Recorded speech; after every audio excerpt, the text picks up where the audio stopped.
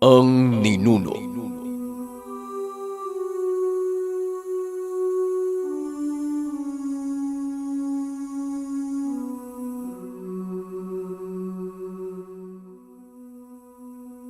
Nang mga sandaling ito, nakaramdam ng luwag ang bata dahil bukod sa nagbibigay ang mutya ng abilidad, gabay niya na ang mga tikbalang. Para sa kanya, nakakapangilabot man ngunit nakakapanabik dahil kasama niya ito at maaaring utusan. Ngunit hindi alam na merong limitasyon ng gabay. Hindi pa ito binabanggit ni Lolo Rogelio dahil nais ng matanda na masubukan muna si Teroy sa karaniwang pakikipaglaban, gaya na lang ng pagsupil sa mga kriminal. Ilang sandali lang nagsimula na silang maglakad paalis ng lugar. Habang pababa ng lugar na tinatawag na bulod, panay hinto naman si Lolo Rogelio. Tila napapagod na ang matanda at ito pa lang ang unang beses na nakita ni Teroy si Lolo Rogelio na pinagpapawisan ang muka. Nag-alala si Teroy. Alam niyang dahil ito sa pagpasa ng mutya. Kaya naman sinabihan niya si Lolo Rogelio. Pwede naman itong magpahinga kahit abutin pa sila ng umaga. Mabalik lang ang lakas ng katawan ni Lolo Rogelio. Nang mga sandaling ito, malapit nang pumutok ang bukang liwayway. Huwag mo kong isipin, Dong Teroy. Meron pa naman akong kayang gawin kahit wala na sa akin ang baston. At saka, hindi ako nagpapahinga. Kita mong nagpapawis ako. Alam mo na, mahirap kapag hindi natunaw ang kolesterol. Magandang pagpawisan sa madaling araw, ano?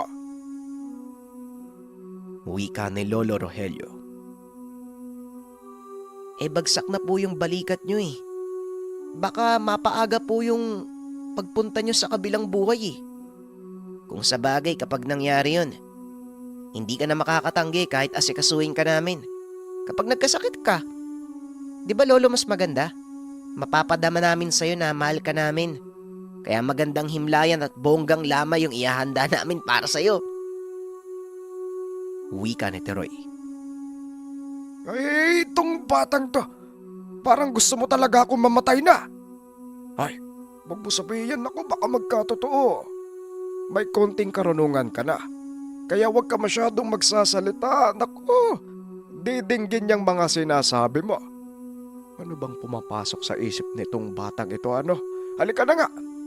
Wika ni Lolo Rogelio. Pero puwera biro lolo.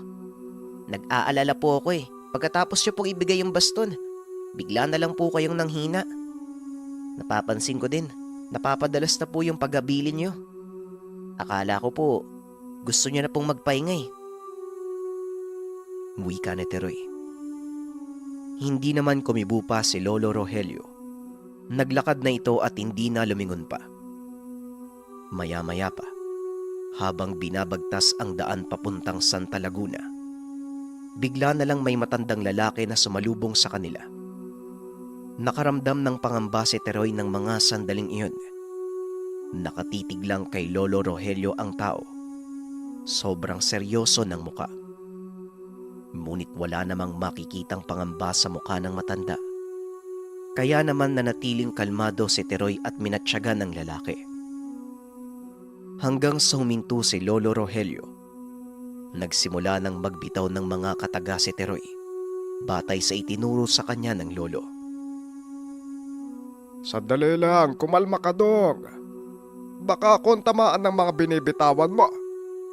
Huwag kang basta-basta nagbibitawan na. Ay sus, Ginoo ka. Makakadisgrasya ka. Wika ni Lolo Rogelio. Hindi alam ni Teroy kung bakit.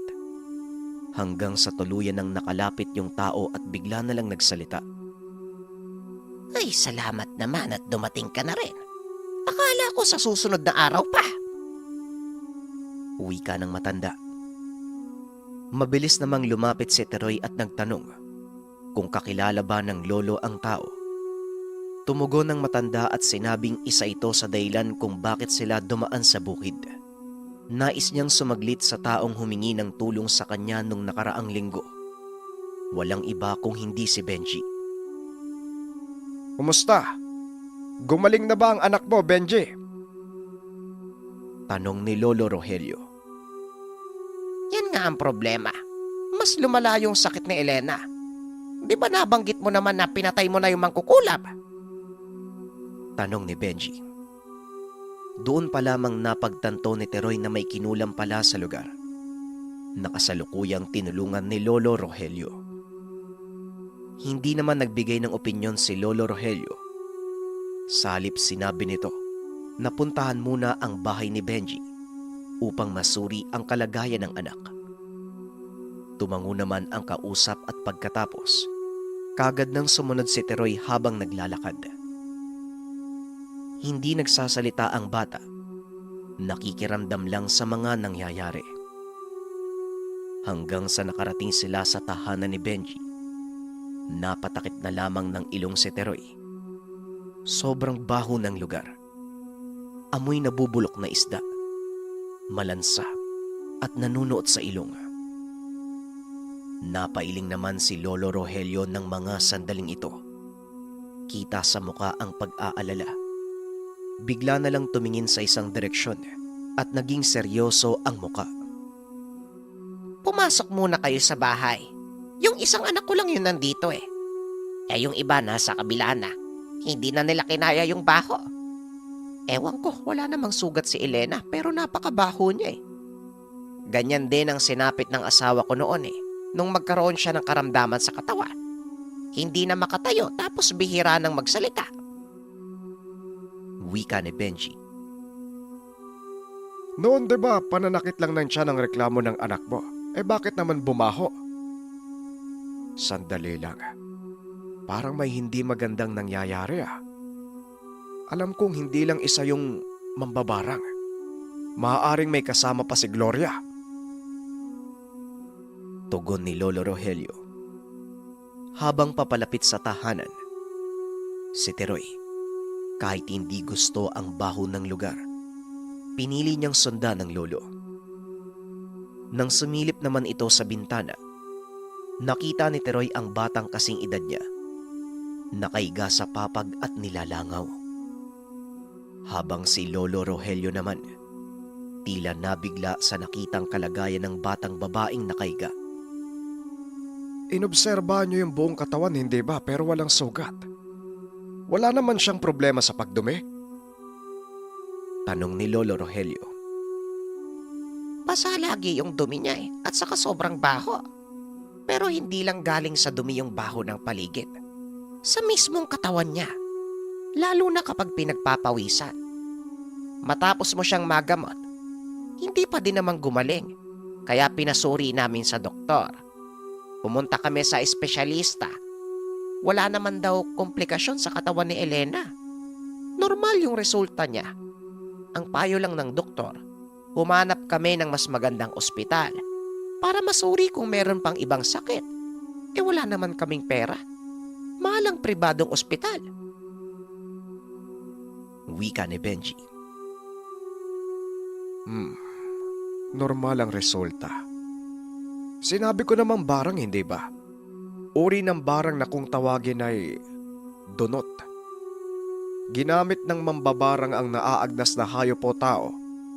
Pinapalakbay ang presensya ng nabubulok na bangkay sa pamamagitan ng palipad hangin. Hindi man nabubulok ang katawan ng anak mo, pero unti-unti itong nalalason. At kailanman, hindi ito magagamot ng doktor. Wika ni Lolo Rogelio. Eh baka naman meron pang pag-asa. Para kasing mamamatay na yung anak ko eh. Ikaw ang nagsabi sa akin, mawawala ang sakit ni Elena kapag napatay mo yung nambarang.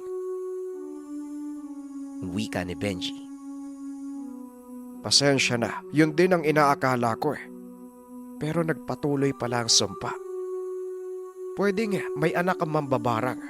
Natuto din ng lihim na karunungan. Malakas siya, hindi palipad hangin ang ginamit. Salip ay tanim sumpa. Kanina ko pa nararamdaman. Napakalawak ng sakop ng sumpa Gusto niya kayong ubusin. Kahit kapitbahay niyo damay na. Sumama ka sa akin, Teroy. Ipapaliwanag ko sa'yo kung ano ang tanim sumpa. Wika ni Lolo Rogelio. Hindi naman nagsalita pa si Teroy. Tumango lang ang bata at mabilis na sumunod sa lolo.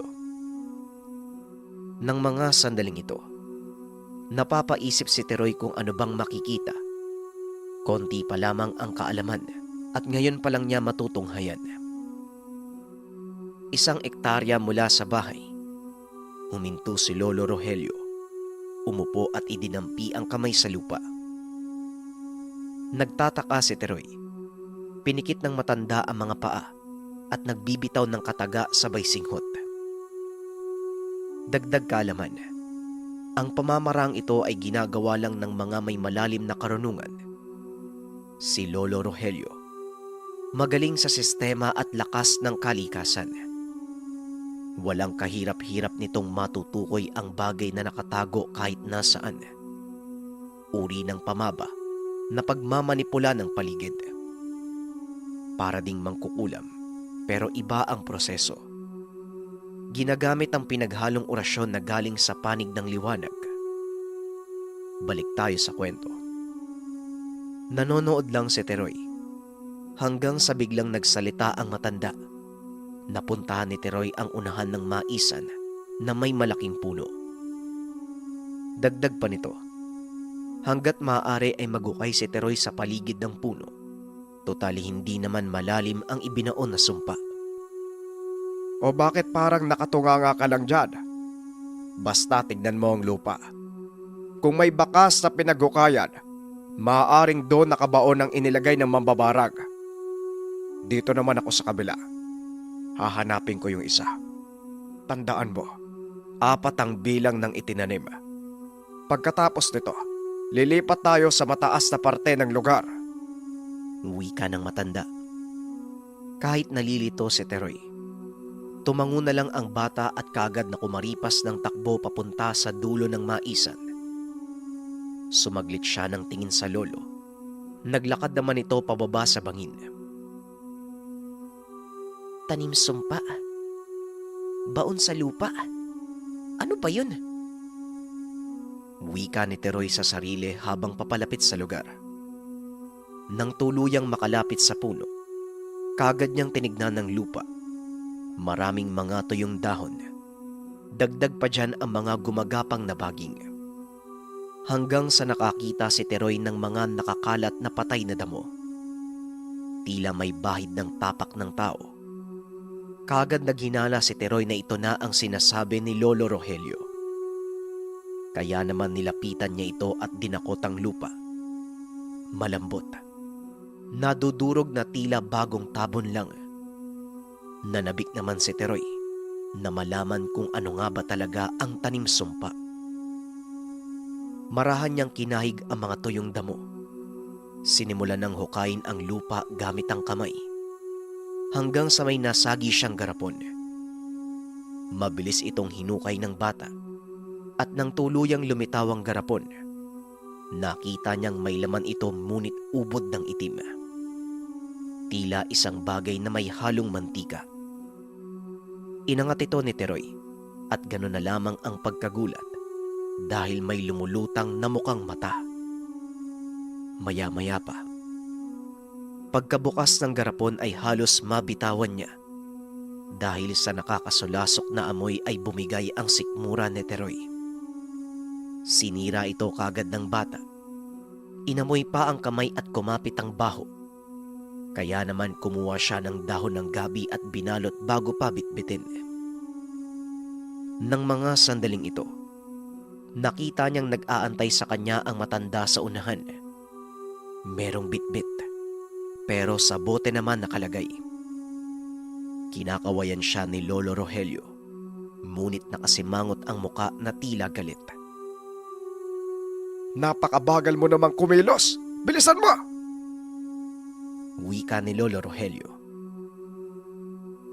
Pasensya na po, Lolo. Hinanap ko pa eh. Ito na po yung garapon, oh.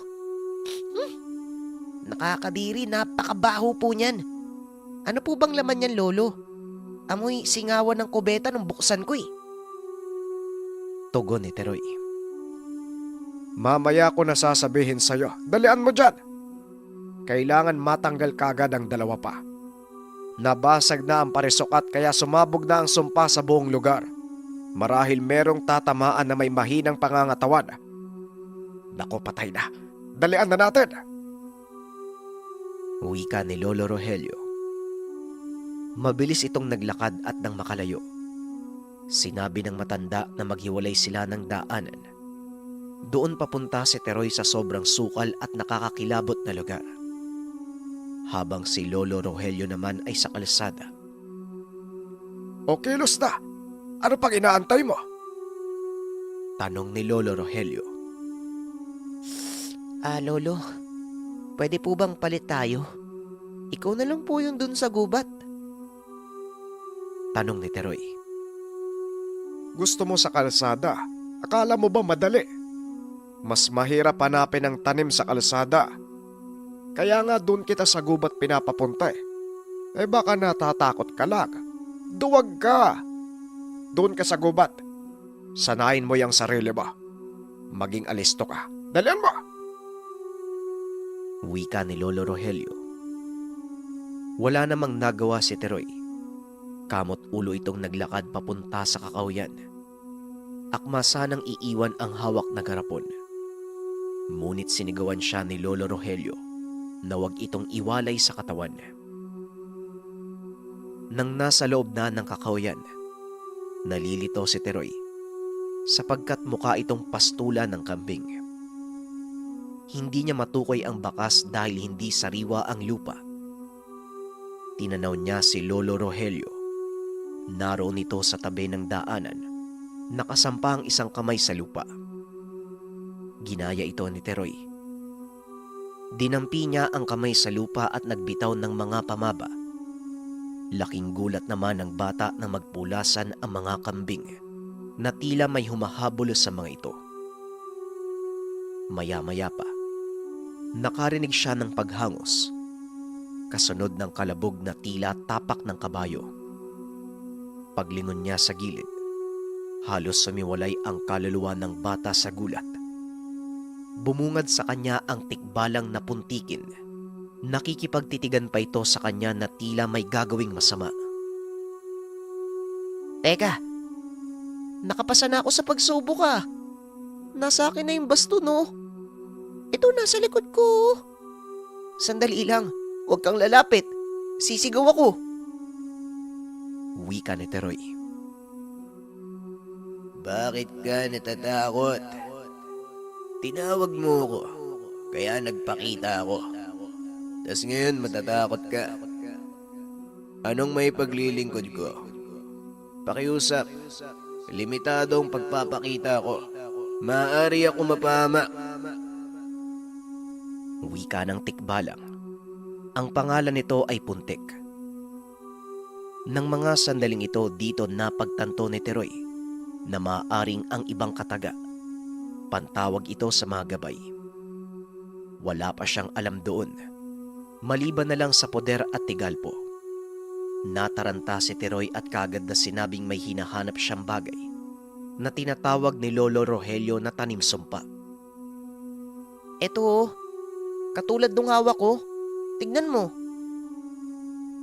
Wika ni Teroy. Ay sus naman tong batang to. Akala ko pa naman mapapalaban ako. Yun lang pala. Nandyan oh, sa talampakan mo. Madali lang sanang hanapin yan kung may kaalaman ka sa sistema ng lupa. Nagpaturo ka kay Rogelio. Maliit na bagay eh. Istorbo naman to. Sa susunod, tawagin mo ako kapag suntukan lang. Hindi kami pwede magtagal sa lupa. Lalo na't angat ang araw kaya limitado. Kung gabi pwede pa. Wika ni Puntik. Matapos nun ay unti-unti na itong naglaho. Tinignan ni Teroy ang tinatapakang lupa. Kinahig niya ito gamit ang paa at may nasaging patpat. Kagad itong binunot at inangat. Pero naglabasan ang mga uod na tila sumasabay sa unti-unting pag-angat ng patpat. Napakabaho ng amoy. Hanggang sa tuluyan niyang nakuha ang patpat, may bagay na mamasa-masa na nakadikit sa patpat. Dito nanggagaling ang mga uod. Sa palagay ni Teroy, ito ang tanim sumpa. Bagaman kakaiba ang proseso, ngunit mabaho pa rin. Binitbit niya ito. Dinala sa kinaroroonan ni Lolo Rogelio. Nakita niya ang matanda na nakatayo lang sa gilid ng daan. Nakalapag sa gilid ang bote at isang supot na may laman. Yung una mong nakita, walang patpat ano? Tama ba, Teroy? Tanong ni Lolo Rogelio. Sumagot si Teroy ng oo, at yung nasa gubat lang ang may patpat. Yung dalawang nakuha ko, meron ding patpat. Ang galing ng mambabarang. Kalain mo, may nakalagay na patpat sa magkabilang kanto. Kahit makuha natin ang sentro, wala pa ring silbi. Mananatili ang sumpa sa lugar. Mabuti na lang, naisip ko na bunutin ang patpat doon sa pangpag. Napakalakas ng mambabarang na to ah. Pero hindi bale. Darating din ang araw na magkikita kami. Wika ni Lolo Rogelio. Eh di ba Lolo, nabanggit niyong napatay niyo yung isang mambabarang. Paano niyo po nagawa yun? Tinugis niyo? Eh bakit hindi na lang natin puntahan yung kasama? Tanong ni Teroy. Hindi ko tinugis. Pinatay ko sa ibang paraan. Gamit ng katawan ni Elena. Palipad hangin ang ginawa ng mambabarang. Kaya nahuli ko siya. Napako ko ang kaluluwa. Ngayon hindi na eh. Tinanim ang sumpa at hindi makakarating ang pagpako sa mambabarang. Mabuti sana kung palipad hangin o karaniwang kulab eh. Doon makakakonekta ako sa salarin. Teka ka, may naiintindihan ka ba sa mga sinasabi ko sa'yo? Ang likot ng mata mo eh. Mukhang nalilito ka. Umamin si Teroy at sinabing hindi niya naiintindihan, lalo na ang katagang pagpako. Hanggang sa ipinaliwanag ito ni Lolo Rogelio sa madaling paraan. Ilang minuto pa ang lumipas. Naiintindihan mo na. Kaya hindi pwedeng matugis ang nagtanim ng sumpa. Dahil iniwan niya lang ang barang sa lugar. Hindi siya direktang nakakonekta sa sumpa eh. Bukod pa dyan, sobrang lakas at matalino. Sige na, dalhin mo na yan sa bahay nila Benji. Babantayan ko yung lugar at baka nandito yung mambabarag eh. Susunod din ako kaagad. Wika ni Lolo Rogelio. Babantayan daw. Baka gusto mo lang po na ako'y magbitbit. Napakabaho nito eh. Halata naman sa mukha niyo oh. Tugon ni Teroy. Ikaw, anak ng lupa ka, no? Gusto mo bang paluin kita ng baston? Palagi kang nang aalas ka. Sige na, susunod ako. Doon ko na lang ipapaliwanag kung ano yan. Aba, tatawa-tawa pa to. Kanina ka pa. Mabuti hindi ka nasipa ng tikbalag. Akala mo hindi ko naramdaman yung binitawan mong pamaba. Nagulat ako eh. Sinama mo pa yung pantawag sa mga gabay.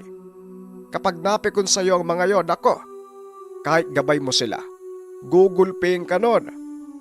Mabuti si Puntik ang natawag mo. Kung nagkataong siyagi o hindi kaya si Itim, malamang nasipa ka nun.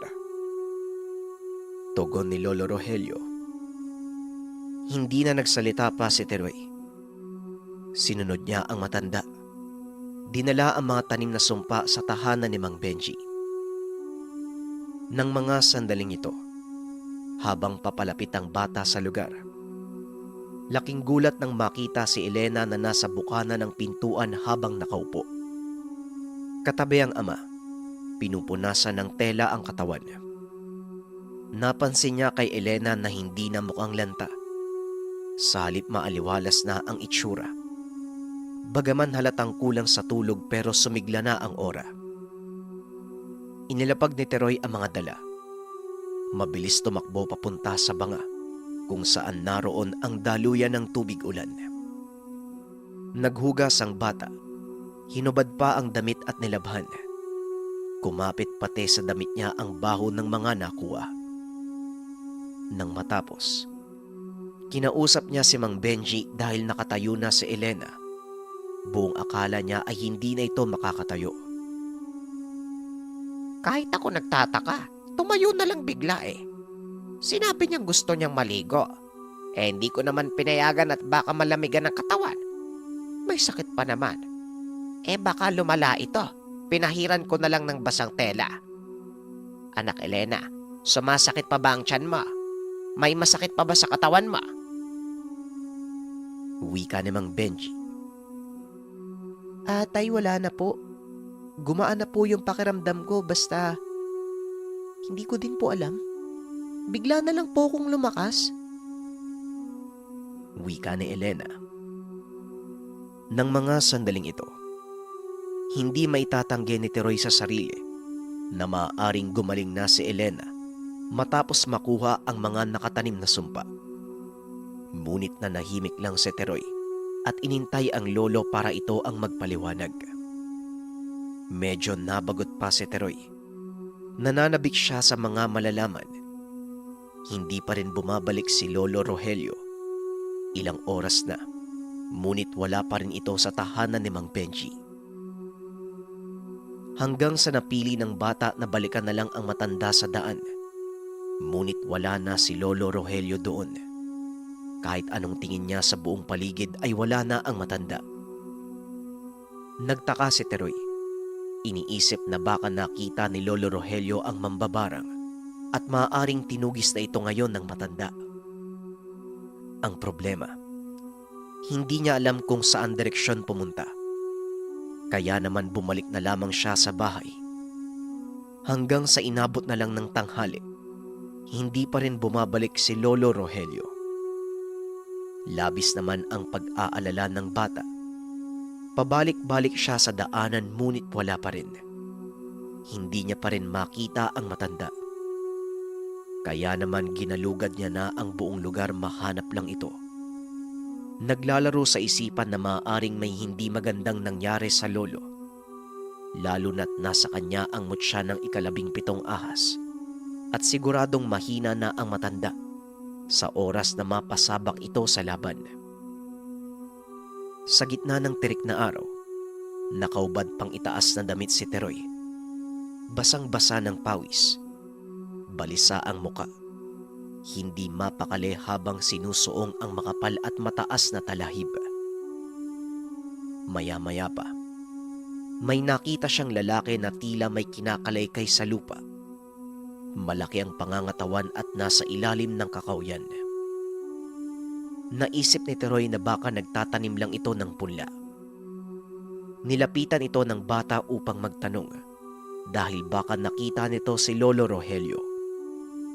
Ngunit bigla na lang may sumitsit sa kanya.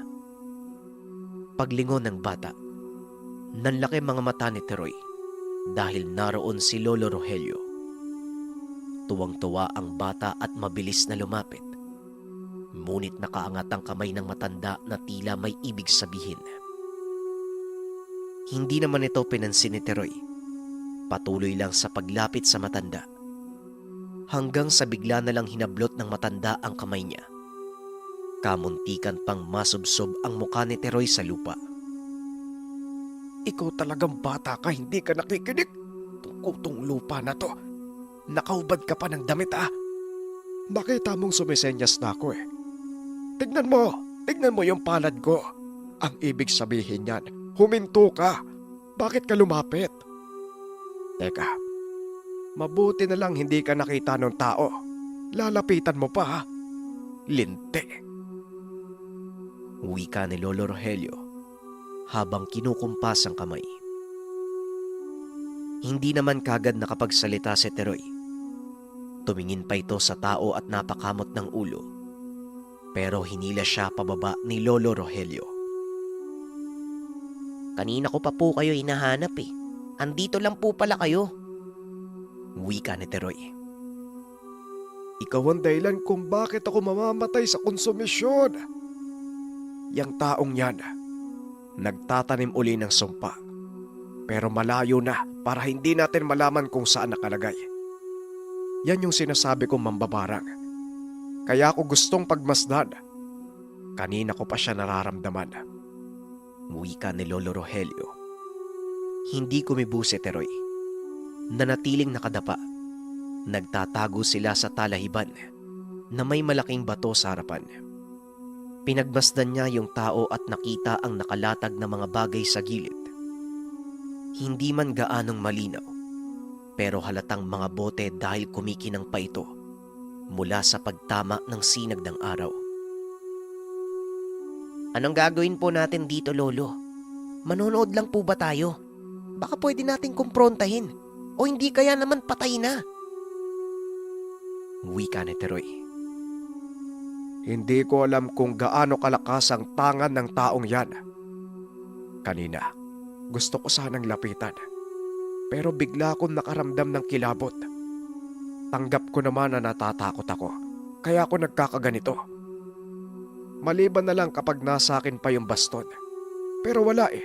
Naipasa ko na sa'yo. Tugon ni Lolo Rogelio. Di ba nga po? Kaya nga po tayo nandito. Bukod sa sumaglit tayo sa bahay ni Mang Benji para tugisin ang mga kriminal.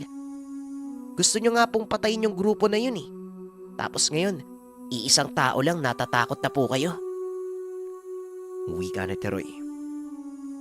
Hindi na nakatiis si Lolo Rogelio sa kakulitan ng bata at dahil nasa kanya ang baston, sinabihan siya ni Lolo Rogelio na siya ang lumapit. O ano? Alam mo ba kung paano gagamitin yan? Parang nanahimik ka. Yung mga kriminal ordinaryong tao lang yon. Pero yan, demonyo yan. Teka, ganito ang gagawin natin. Lapitan mo, tapos iikot ako sa likod. Total, hindi ka naman tatabla ng mga tigalpong ibabato niyan. Sige na, dumiretso ka lang. Dalian mo! Wika ni Lolo Rogelio. Hamon ito kay Teroy. Alam niyang wala din namang mangyayari kung mananatili sila sa lugar. Kaya naman buong tapang siyang naglakad. Habang si Lolo Rogelio naman kumabig sa makapal na damuhan. Maingat itong kumilos habang papalapit doon sa tao. Hanggang sa ilang metro na lang at tuminto na si Teroy. Nang mga sandaling ito, iginilig niya ang mga mata at nakita si Lolo Rogelio na nakarating na sa puno sa unahan. Bigla namang napahinto sa ginagawa ang lalaki. Habang tumatayo ito, unti-unting lumilingon sa kanya. Aba, kanina ko pa kayo nararamdaman ah. Sige lang, paulit-ulit niyong kunin ang mga tinatanim ko. Maglalagay lang ako uli. Huwag kayong makialam. Malaki ang atraso sa akin ng pamilya ni Benji. Wika ng tao. Nagpagpag pa ito ng kamay at may dinukot sa bulsa.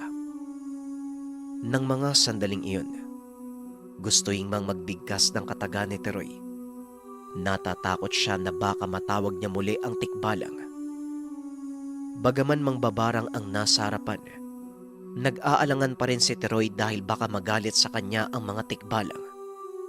Para sa kanya, normal lang ang kilos ng tao. Kaya naman marahan na lamang binunot ng bata ang baston sa likod.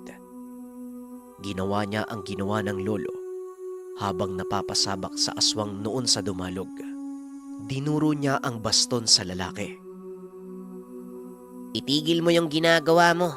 Masama yan. Ano bang dahilan? Bakit mo sila gustong patayin? Tanong ni Teroy. Ang liit mo pa. Pero kung magsalita ka, akala mo matanda ka na. Umalis ka na dito kung gusto mo pang lumaki. Kung gusto mo pang mabuhay ng matagal, umalis ka na. At saka, Hoy tanda, huwag ka na magtago dyan. Hindi ubra yung taktika mo. Teka, kilala ko yung presensya mo ah. Medyo Magaling kang gumamit ng sabulag. Dinaan mo lang sa langis. Kaya pala akala ko kanina ibang tao. Aba, parang tinadhana talaga. Akalain mo, makikita ko pala yung pumatay sa nanay ko. Sa wakas, hindi na kita kailangang hanapin. Wika ng lalaki. Kinabahan na si Teroy. Nagpakita na si Lolo Rogelio pero hindi lumalapit. Pinagmasdang maigi ni Teroy ang dinudukot ng tao sa bulsa hanggang sa nakita na tabako lang pala at sinindihan ng tao. Humithit pa ito. Sobrang kalmado. Sinabi ni Lolo Rogelio na umatras na ang bata pero hindi ito ginawa ni Teroy. Salip ay pinagmasdan niya ang ginagawa ng lalaki. Dito nagsimulang maglakad si Lolo Rogelio papalapit sa kanya. Pero habang nangyayari ito, nakita niya ang matanda na nag-uusal. Bumubuka ang bibig. Tinatapik ang mga punong madadaanan. Biglang yumuko. Hinampas naman ang kamay sa lupa. Ang ginawa noon ng matanda, humihigop siya ng enerhiya ng kalikasan at ginagawang puder sa katawan. Gamit nito, maaari siyang makagamit ng linlang at hindi madaling matamaan ng anumang tigalpo at pisikal na laban. Isa itong uri ng tagaliwas na mula sa lakas ng kalikasan at mga nakatirang lamang lupa. Nagkarga din siya sa katawan, ngunit hindi alam ni Lolo Rogelio kung ano pang kayang gawin ng lalaki, lalo na't nakaramdam siya ng kilabot kanina. Habang si Teroy naman, nanatiling walang kaalam-alam sa mga pamamaraan nito. Bagaman nasa kanya ang baston, hindi pa malawak ang karunungan niya. Ilang segundo pa ang lumipas. Bigla na lang tumakbo ng mabilis ang lalaki. Tila sasalubungin ng pag-atake si Lolo Rogelio. Dahil sa bilis ng kaganapan, natulala si Teroy at pinagmasdan ang nagaganap. Hanggang sa nagsalpukan si Lolo Rogelio at yung lalaki. Ngunit laking gulat ni Teroy dahil nakita niyang tinamaan si Lolo Rogelio pero himalang nasa likod na ito ng tao. Nakita niya mismo na sinuntok ni Lolo Rogelio ang tagiliran ng lalaki. Bigla na lang napaigtad ang tao. Nawala ng balanse at natumba kasabay ng pag-atungal. Namamangha si Teroy. Alam niya sa sarili na wala ng baston ng lolo. Pero nakakapagtaka. Malakas pa rin ito at bukod pa dyan, napakahirap isipin dahil manipis na ang pangangatawan ni Lolo Rogelio at matanda na. Mabilis na bumangon yung lalaki at sumunggab sa kanya. Tila tumama lang ang pagsuntok nito doon sa kahoy. Nakita ni Teroy ang pagyanig ng puno. Alam niya na kapag tinamaan si Lolo Rogelio, maaaring hindi na ito makabangon pa. Patuloy lang sa pag-atake yung lalaki, pero hindi pa rin tinatamaan ng matanda. Hanggang sa napansin ni Teroy, na tila pabagsak na ang balikat ni Lolo Rogelio. Indikasyon na kahit naiiwasan ang atake ng kalaban, unti-unti nang napapagod ang matanda. Hindi malayong maya-maya lang ay manghihina na ito. Ngunit malakas pa rin yung tao. Nakangiti pa na tila nasisihan sa pakikipagtagisan ng lakas kay Lolo Rogelio. Mabilis na lumapit ang bata, sabay hampas ng baston sa likod ng tao. Kahit karaniwang hampas lang, ngunit sobrang lala ng pinsala. Makikita ang pagdaing ng tao na tila sobrang nasaktan. Nang makita naman ito ni Lolo Rogelio, inabisuhan na ang bata na huwag magpakampante dahil hindi pa kabisado ng bata ang gamit. Hindi nakinig si Teroy. Habang umaatras yung tao, nilapitan niya ito sabay kumpas muli ng baston. Ngunit sa pagkakataong ito, sinalulang ng mambabarang ang patama na siya namang ikinagulat ni Teroy, kaya hindi nakagalaw ang bata. Linti, Nakisali ka pang bubwit ka. Hoy tanda, ito ba yung apo mo? Malakas. Malakas ang loob. Hindi niyo ata ako kilala eh. Tandaan niyo ang pangalan ko ha. Sarong, anak ng mambabarang. Wika ng tao, sabay sampal sa mukha ni Teroy. Dahilan kaya napasubsob ang katawan ng bata sa lupa. Samantala, nagulat si Lolo Rogelio. Ang kaharap nila ay si Sarong. Kilalang malakas sa larangan ng pakikipaglaban. Madalas itong nasasalang sa suntukan tuwing tabo, doon sa tayasan at himalulod. Laman ng pustahan na kung sinong unang tutumba. Lahat ng kalaban niya ay may tangan. Isa itong suntukan na tila subukan na rin ng gamit ngunit may pusta. Wala pang nakakatalo kay Sarong. Hindi mapagtanto na ito pala ang anak ni Gloria, ang divinang naging mambabarang at napatay ni Lolo Rogelio. Parang nagulat kaya tatanda. Hindi mo inaasahan ng lahat ano. Alam mo, humahanga ako sa lakas ng tagliwas mo. May nakalaban din ako noon na magaling dyan pero hindi lahat naiilagan. Sa oras na mamataan kita, kahit kaluluwa mo babasagin ko. Wika ni Sarong sabay sugod kay Lolo Rogelio. Sa pagkakataong ito, nabahag si Lolo Rogelio. Nawala ang bisa ng tagaliwas. Tinamaan si Lolo Rogelio. Nakita mismo ni Teroy. Tumilapon ng matanda at sumalampak ang katawan sa putol na puno. Nakita niyang gumagalaw pa si Lolo Rogelio. Pilit itong tumatayo, ngunit muli ding tumutumba. Pansin ni Teroy na sumusuka na ng dugo ang matanda. Galit na galit si Teroy. Tumayo siya at sinugod si Sarong. Ngunit sinipa lang siya nito at gumulong palayo. Umalis ka na. Umalis ka na. Hindi mo siya kayang labanan sa ngayon. Iwan mo na ako, Apo. Wika ni Lolo Rogelio. Sa pagkakataong ito ay tumawa naman si Sarong. Hindi umalis si Teroy. Tumayo ang bata kahit nakakaramdam siya ng pagbigat sa katawan. Sa puntong ito, nagbitaw ng iba't ibang kataga si Teroy. Pinagalitan siya ni Lolo Rogelio pero patuloy lang sa pagbanggit ang bata. Samantalang si Sarong naman, sinabihan si Lolo Rogelio na mali ang mga itinuro sa bata. Hindi ito ang maayos na kombinasyon. Lumabas ka na. Puntik! Itim Yagi, lumabas na kayo! Wika ni Teroy, tuwing nagbibitaw ng pamaba. Nang mga sandaling ito nagbabakasakali ang bata na baka mapalabas muli ang mga tikbalang. Natsambahan mo lang yun, Apo. Isa pa, hindi mo pwedeng tawagin ang gabay ng pangalawang beses sa isang araw. Isang beses mo silang pwedeng tawagin, limitado yan. Maliban na lang kapag gabi, kaya umalis ka na. Wika ni Lolo Rogelio. Anong sinasabi niyong gabay? Nagsusumbong ka sa gabay, bata. Hangal. Kailanman hindi nakikisali ang mga lamang lupa sa laban ng tao. Maliban na lang kapag laman lupa din ang kalaban niyo o hindi kaya aswang. Wika ni Sarong.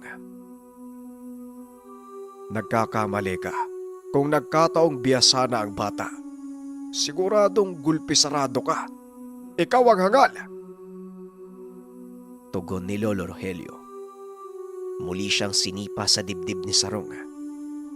Nalukot ang matanda at hindi na gumalaw pa. Kaagad namang lumapit si Teroy sa matanda. Tinapik niya ito ngunit hindi na gumagalaw. Hoy, bata. Ipagpalagay na natin kaya mong utusan na magabay mo kahit tao ang kalaban. Sige nga. Nasaan sila? Baguhan ka. Sabi ko na eh. Sabihin na nating totoo ang mga pinaliwanag ng lolo mo. Lagot ako kapag biyasa ka. Pero paano yan? Hindi mo pa kabisado ang gamit eh. Alam kong tibay ng katawan ang pangunahing bigay ng tungkod na yan, bukod sa ibang abilidad. Ramdam ko naman eh. Sobrang lakas niyan kung tutusin. Kung normal na tao lang ang tinamaan ng sipa ko kanina, siguradong patay na. Pero pinapaalalahanan kita. Sa bawat pagbitaw ko ng atake, may kasama din na pambasag ng gamit. Tignan mo ang lolo mo, hindi na nakabangon. Yan din ang sasapitin mo kapag nagpatuloy ka. Kaya mas maiging umalis ka na lang para hindi na lumaki pa ang gulo. Kahit papano, may awa ko ng konti sa bata eh. Wika ni Sarong. Galit na galit si Teroy ng mga sandaling iyon. Sinubukan niya pang lumaban. Ngunit muli siyang sinampal ni Sarong. Paulit-ulit pa rin nagtangka ang bata. Kaso nga lang patuloy lang siyang natutumba. Habang tumatagal, mas nararamdaman niya na ang pinsalang tinatamo kay Sarong. Hindi ako susuko. Papatay kita. Papatay kita. Wika ni Teroy. Sandali lang. Tumigil ka na, Teroy. Manghihina lang ang katawan mo. Mamaya, kumalas pa ang bisa ng gamit sa'yo. Wika ng tao. Bigla na lang itong sumulpot. Nasa tabi ni Lolo Rogelio. Nakayuko. Maayos na sinandalang matanda doon sa bato. Tinignan ni Teroy kung sino ang dumating. Nanlaki ang mga mata ni Teroy dahil naroon si Noah. Nakarating sa amin ni tatay ang mga katagang binibitawan mo. Alam ng lolo mo yon. Kaya ito ang mga pangunahing itinuro niya sa'yo. Ang pagtawag niya sa amin gamit ang pamaba. Dahil magkaibigan sila, kaya meron silang tinatawag na orasyon para sa mensahe. Wika ni Noah habang inuunat ang mga kamay. Hinahanda niya ang sarili sa pakikipaglaban kay Sarong. Aba, akalain mo nga naman may rumisponde. Siguradong dagdag lang to sa papatayin ko. Wika ni Sarong. Sige, tignan natin, Maraming Tabachoy. salamat sa pakikinig ng ating kwento. Tignan natin Abangan ng kung susunod hanggang na episode. saan ang tibay ng katawan mo. Maraming salamat. Ang Ninuno.